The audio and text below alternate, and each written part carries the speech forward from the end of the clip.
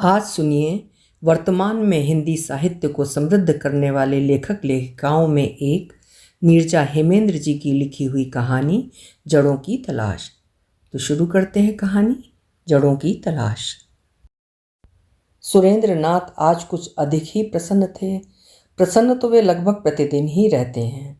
यदि कभी किसी दिन मन उदास भी हो जाता है तो भी प्रसन्न दिखने का प्रयत्न करते हैं, किंतु आज वो सचमुच प्रसन्न हैं। प्रसन्न हो भी क्यों ना, अगले माह की 4 तारीख को उनकी बेंगलोर की फ़्लाइट है। अपनी पत्नी के साथ वे सुदीप्त के पास बेंगलोर जाएंगे। सुदीप्त उनका इकलौता बेटा है। आज 20 तारीख है। मात्र 14 दिनों के पश्चात वे अपने बेटे के पास होंगे। बेटे को देखने की, उसके पास जाने की सुखद अनुभूति ही उनकी प्रसन्नता का कारण है। मैं तो पहली बार हवाई जहाज़ में बैठूंगी। मुझे लगता है आप भी पहली बार ही हवाई जहाज़ में बैठेंगे। सुरेंद्र नाथ की पत्नी सुनंदा ने मुस्कुराते हुए पूछा। हाँ हाँ, इसके पूर्व कोई मौका ही नहीं मिला हवाई जहाज़ में बैठने का, उन्होंने कहा।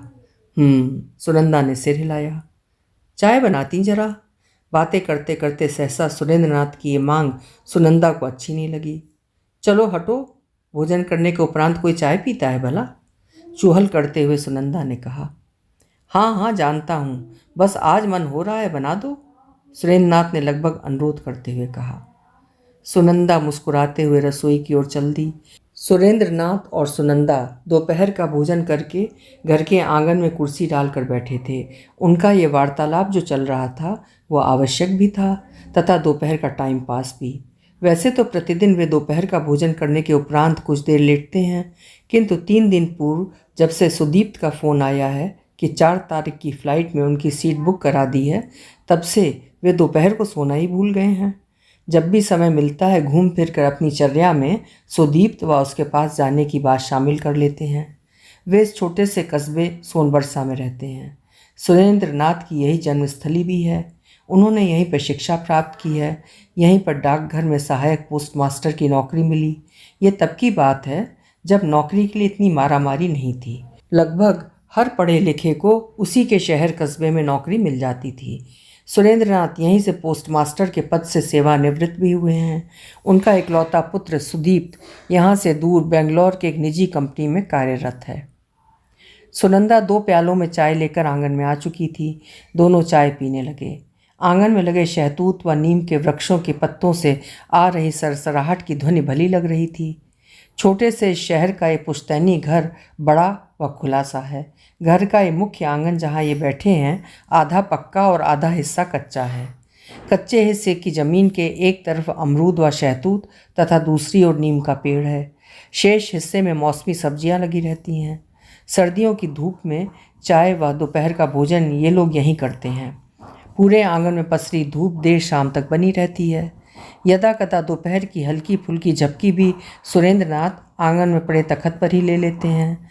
इस घर में एक बड़े बैठक के अतिरिक्त 3 अन्य कमरे हैं। बाहर दालान व घर के मध्य में ये बड़ा सा आंगन है। आंगन की दूसरी ओर रसोई व छोटा सा मंदिर है।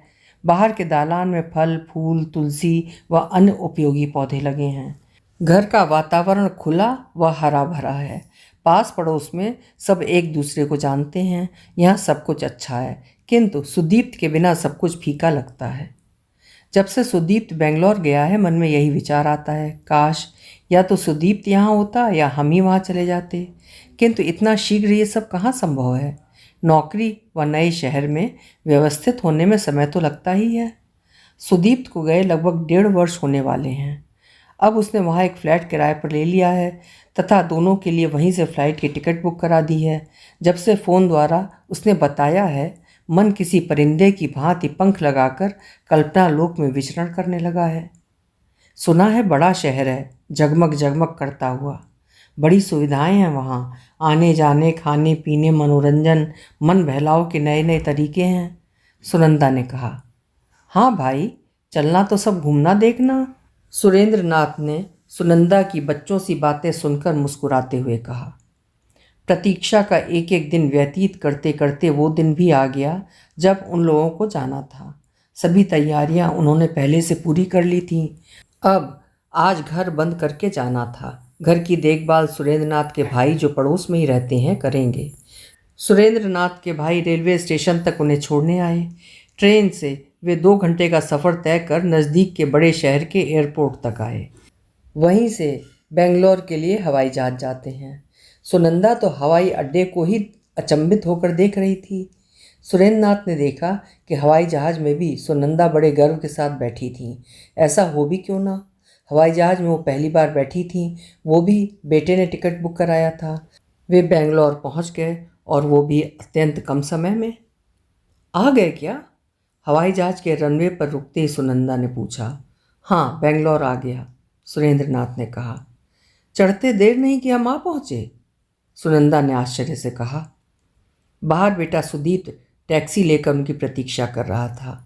बड़े शहर की चौड़ी व व्यवस्थित सड़क पर टैक्सी चल पड़ी। इतने बड़े शहर में वो पहली बार आए थे।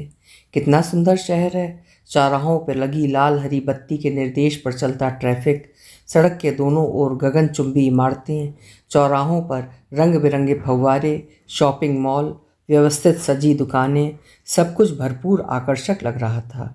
कुछ ही देर में एक बहुमंजिली इमारत में सुदीप्त के फ्लैट में पहुंच गए। लिफ्ट में लगा बटन जब सुदीप्त दबा रहा था, सुनंदा बड़े ध्यान से देख रही थी। बाप रे, इतने सारे बटन, हम तो कभी भी लिफ्ट ना चला पाएंगे, सुनंदा ने आश्चर्य से कहा। सुदीप्त का कमरा, छोटी सी रसोई, सब कुछ व्यवस्थित था। फ्लैट से लगी बाहर की छोटी सी बालकनी भी थी। सब कुछ देखकर सुनंदा बस मुस्कुराए जा रही थी। बेटे द्वारा सजाया छोटा सा आशियाना अच्छा लगा। सुरेंद्रनाथ व सुनंदा को रात भर नींद नहीं आई। कदाचित प्रथम रात्रि व नई जगह होने के कारण ऐसा था। अभी इस बार वे 15 दिनों के लिए ही आए थे। सुदीप्त कह रहा था बाद में अधिक दिनों के लिए उन्हें यहाँ रहना पड़ेगा, हमेशा आते जाते रहना पड़ेगा। कभी कभार वे गाँव भी जाएंगे, वो बात की बात है। अभी तो उन्हें इस बात की प्रसन्नता है कि 15 दिनों तक वे अपने बेटे के पास रहेंगे। दूसरे दिन सुदीप्त कार्यालय चला गया। सुरेंद्रनाथ और सुनंदा दिन में बैठे चर्चा कर रहे थे कि ये शहर कितना बड़ा और अच्छा है। सुनंदा पास पड़ोस देखना चाहती थी। दोपहर के भोजन के उपरांत सुनंदा ने घर का मुख्य दरवाज़ा खोलकर बाहर झाँका। बिल्डिंग के सभी घरों के दरवाजे बंद थे। लंबी गैलरी में साएं साएं सन्नाटा पसरा था। वे गैलरी में कुछ दूर तक गईं। बिल्डिंग के बाहर सड़कों पर चल रही गाड़ियों की दूर से आती मध्यम आवाज़ों के अतिरिक्त अन्य कोई हलचल नहीं, कोई आवाज़ नहीं। वे घर में आ गईं और दरवाज़ा बंद कर लिया। यहाँ सुदीप्त के घर के अतिरिक्त सभी घर खाली हैं क्या? कुर्सी पर बैठते हुए उन्होंने सुरेंद्रनाथ से पूछा। नहीं नहीं, सब घर भरे हुए हैं, सब में लोग रह रहे हैं। यहाँ शीघ्र कोई घर खाली नहीं मिलता। बड़ी मुश्किल से 1 वर्षों तक ढूंढने के पश्चात सुदीप्त को ये घर मिला है, सुरेंद्रनाथ ने समझाते हुए सुनंदा से कहा। इससे पहले सुदीप्त अपने कार्यालय के किसी मित्र के साथ उसके कमरे में रहता था। सुरेंद्रनाथ ने अपनी बात पूरी की।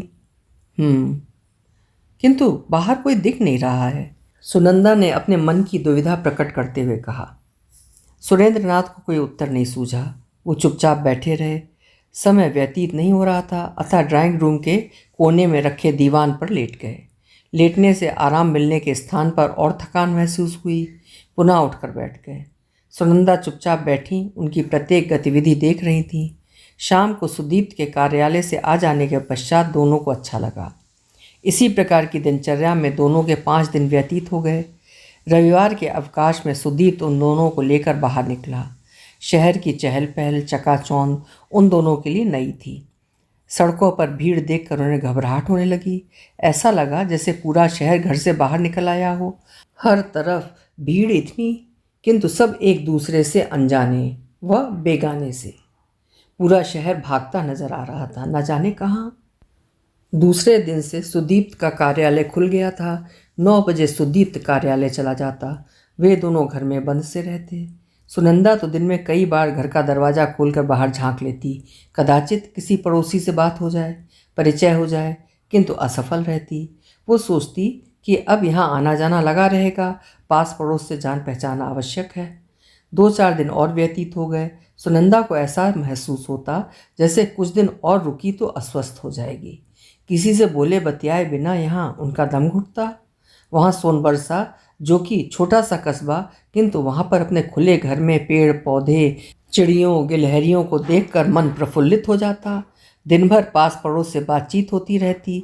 दालान से बाहर कुछ देर खड़े हो जाने पर ही पास पड़ोस व आने जाने वालों की चिर परिचित मुस्कान व काकी, बुआ, ताई, चाची आदि के अपनत्व भरे संबोधन से हालचाल दुख सुख की बातें हो जाती। अकेलेपन की अनुभूति न होती। सुबह उठकर सुनंदा घर बाहर पूरे दालान को बुहारती। सुरेंद्रनाथ पौधों में पानी डालते तथा घर के अन्य कार्यों में उनका हाथ बटाते। दोपहर में खुले आंगन में बैठकर भोजन के उपरांत वहीं बैठकर बातें करते तथा आराम करते। शाम को बस्ती की हाट से फल फूल, ताज़ी सब्जियां व घर की आवश्यकता की वस्तुएं लेने निकल जाते। कभी कुछ ना भी लाना होता तो यूं ही टहलाते। गर्मियों की शाम घर के बाहर व जाड़े की शाम घर के अंदर कटती। कोई कमी, कोई खालीपन नहीं, मात्र सुदीप्त की चिंता रहती दोनों को। यहाँ की दिनचर्या, रहन सहन व सामाजिक वातावरण सब कुछ भिन्न है वहाँ से।